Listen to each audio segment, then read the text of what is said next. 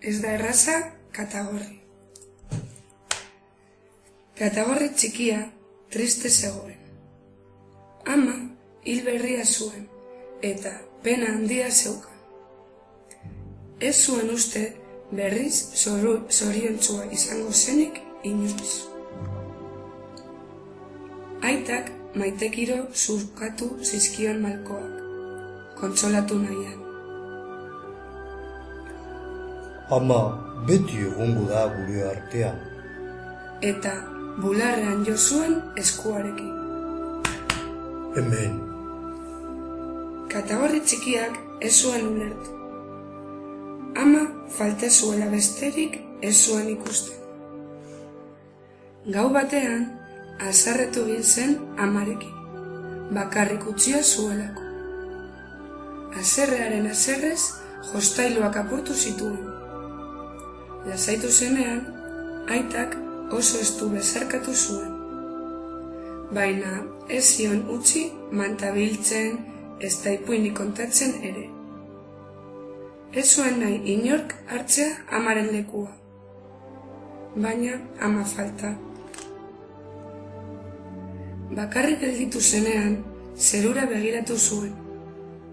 Ama bizi zuela egiten zuenean bezala. Eta amak aukeratua zuen izarra bilatu zuen. Amatzetan babesa eman ziezaion. Baina izarura ikusi ez. Orduan, etxetik irten eta lagunik onena ikustera joan zen. Ontsak bere hegaltzarra zabaldu zuen ostu ez egin. Katagorria kukutu egin zen eta hegalaren aterpean negarrari eman zion. Ontsa, lumatan bilduta lo zegoela iratzarri zuten Katagorria goizeko argiak eta berotasunak. Paisaia miretsi zuen zuaitzetik. Oso ederra zen. Orduan, bururatu zitzaion, amak ez zuela berriz basoa ikusiko, ez zela hanbarrena jauzika ibiliko, ez zuela eguzkiaren gozoa berriz ezagutuko, ez zela zoriontzioekin alaituko. Malkoz bete zitzaizkion begiak, eta etxean eskutatu zen lasterka. Ohean sartu eta mantapean eskutatu zen. Aitak bizkarrera estandu zion, hurbilduta. Ikusi behar duzu gauza bat. Ez!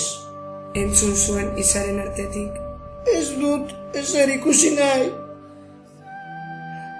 Hau ikusgarria da ordea. Esan zuen aitak. Eta Katagorri txikiak muturra atera zuen jakin minez. Zure aitonamunak. Katagorriak ez zituen ezagutu, baina asko entzuna zen aietaz. Maite nituen, beti aldean behar nituen, baina zahartu egin ziren eta hil. Orduan tristatu egin nintzen nire, nola tristatu gainera. Katagorriak erne entzuten zuen. Erruz ikasi nuen haiekin, zuk ikasi duzun bezala aita amaren gandik. Beti edukiko ditut gogoan. Eta amaz, azten baldin banaiz? Galdetu zuen Katagorriak bat batean. Bai, zera, berak ere maite zintuen, orain zure bihotzean dago. Katagorri txikiak ez zuen ulertu, eta azperen egin zuen. Tristura besterik ez zeukan bihotz txikiak. Jolasteko gogorik ez. Lagunen amak ikusten zituenean, berea falta zuela nabaritzen zuen, eta are ilunago jartzen zen. Orduan nahiago izaten zuen urrundu eta basoan ibili. Intxaurrondo baten azpian gelditu zen behin. Intxaurrik handienak hartu zituen. Eskuetan igurtzi eta jaten hasi zen. Trebea zen oso intxaurrak hausten. Amak irakatsita zekien, hortzak ez akastik. Azezelarik zuhaitzetan gora ekin zion. Basoaren azkenera heldu zen adarrez adar jauzika. Eguzkiaren gordetzeari begira gelditu zen. Eta, ezustean, kilimak nabaritu zituen gorputz osoan. Belarriak zut, izatza harro. Batera eta bestera begiratu, ez zekien nola, baina ama hurbilote zegoen.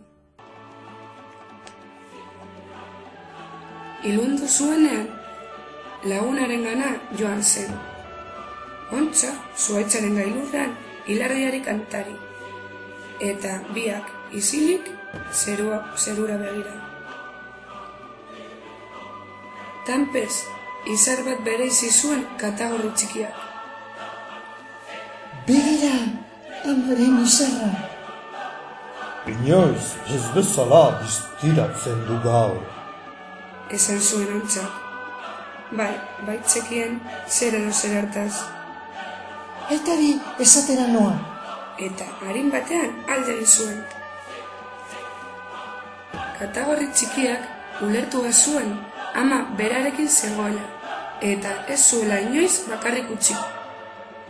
Gau hartan, utzi egin zion aitari manta biltzen. Eta lo hartu baino lehen, honela esan zion. Aita, ipuin bat.